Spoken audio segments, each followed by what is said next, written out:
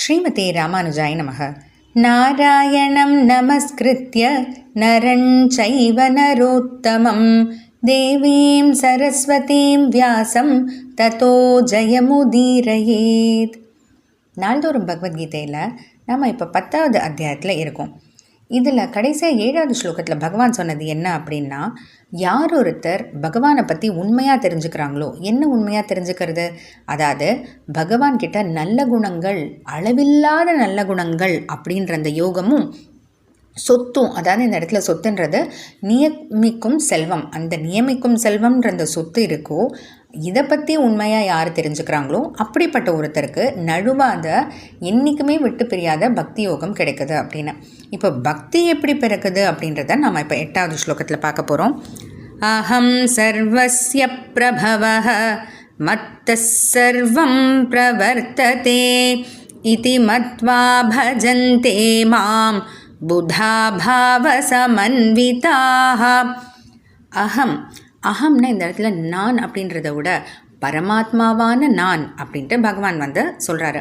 இதுக்காக பகவான் அடிக்கடி நம்மக்கிட்ட அவர் தான் பரமாத்மா அப்படின்ட்டுலாம் ஞாபகப்படுத்தணும் அப்படின்னா, ஏன்னா அவர் நம்மளை போல் ஒரு மனிதரை போல் அவதாரம் எடுத்திருக்கார் இல்லையா, அதனால் நம்மளை போல தான் அவரும் அப்படின்னு நினைக்கிறது ரொம்ப சுலபமாக போயிடும். ஏன்னா நம்ம ஒரு அளவுக்கு உட்பட்ட ஒரு அறிவு ஞானம் இருக்கிறவங்க தான்.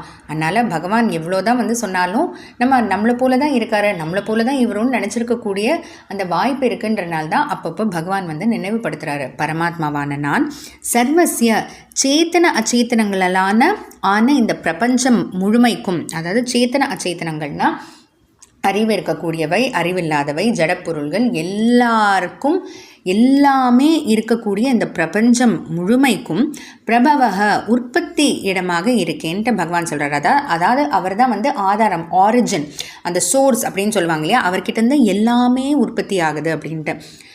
இப்போது நமக்கு ஒரு சின்ன சந்தேகம் வரலாம், பிரம்மா தான் படைக்கும் கடவுள் அப்படின்னு சொல்கிறாங்க இல்லையா, ஆனால் பகவான் இப்போ நான் தான் உற்பத்தி இடமாக இருக்கேன்னு சொல்கிறாரு அப்படின்னா, அதுக்கு அடுத்தே சொல்கிறாரு அந்த சந்தேகத்தை போக்குற மாதிரி, மத்தக என்னிடத்துல இருந்து தான் சர்வம் பிரவர்த்ததே எல்லாருமே செயல்படுறாங்க அப்படின்ட்டு. அதாவது பகவான் தான் எல்லாருக்கும் இருப்பிடம் அப்படின்னு சொல்லிட்டார், உற்பத்தி ஸ்தானம். அப்போ எல்லாரும் அப்படின்னா பிரம்மா உட்பட, பிரம்மாவையும் இன்க்ளூட் பண்ணி அவர் தான் உற்பத்தி ஸ்தானமாக இருக்கார். அப்போ பிரம்மாவும் பகவானுக்குள்ளே இருந்து தான் படைக்கிறாருன்றனால அப்போ பகவான் தானே எல்லாருக்கும் உற்பத்தி ஸ்தானமாகிறாரு, உற்பத்தி இடமாகிறாரு. அதை தான் இங்கே சொல்ல வர்றாரு. இதிமத்வா இப்படியாக யார் என்னோடய பெருமைகள் எல்லாம் தெரிஞ்சுக்கிறாங்களோ, தெரிஞ்சுக்கிட்டு மாம் பஜந்தே என்னிடத்துல அப்போது பக்தி பிறக்குது அவங்களுக்கு. பக்தி பிறந்த பிறகு அது முத்தி என்ன ஆகுறாங்க, புதாஹா, அதாவது முதல்ல பக்தி பிறந்து அப்புறம் வளர்ந்த பிறகு என்ன ஆகுது, தாரகம் போஷகம் போகியம். அதாவது தாரகம் அப்படின்னா நம்மளை உயிர் வாழ வைக்கக்கூடியது, பேசிக்காக நமக்கு தேவையானது. போஷகம் அப்படின்னா நம்ம வளர்கிறதுக்கு அதுக்கெல்லாம் நமக்கு தேவையானது.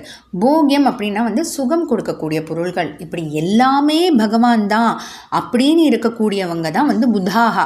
அந்த மாதிரி ஆகி பாவ சமன்விதாக ரொம்ப பேரன்போட பக்தி செய்கிறாங்க அப்படின்ட்டு பகவான் சொல்கிறாரு. அதாவது பரமாத்மாவான நான் தான் இந்த பிரபஞ்சம் முழுமைக்கும் உற்பத்தி இடமாக இருக்கேன். அது மட்டும் இல்லாமல் என்கிட்ட இருந்து தான் எல்லாருமே செயல்படுறாங்க, பிரம்மா உட்பட எல்லாருமே செயல்படுறாங்க அப்படின்ற அந்த உண்மையை யார் தெரிஞ்சுக்கிறாங்களோ, பக்தி பிறந்து அப்புறம் அவங்களே எல்லாமே பகவான்ற அந்த நிலைக்கு பேரன்போட பக்தி செய்கிறாங்க. இப்படியும் யாருன்னு இருப்பாங்களா, எல்லாமே பகவான் தான் அப்படின்னு நினைக்கக்கூடியவங்க அப்படின்னு பார்த்தா, ஏன் ஆழ்வார்கள் இருக்காங்களே, அதனால தான் ஆழ்வார்கள்னு ஏன் அவங்களுக்கு பேர், ஏன்னா அந்த பக்தியில் ஆழ்ந்து இருக்கிறதுனால தான் ஆழ்வார்கள்னே அவங்களுக்கு பேர். அதனால் அப்படியும் இருக்காங்க. அப்படிப்பட்டவங்களை பற்றி தான் பகவான் இந்த ஸ்லோகத்தில் சொல்கிறாரு. தொடர்ந்து பார்க்கலாம். ஜெய் ஸ்ரீ கிருஷ்ணா.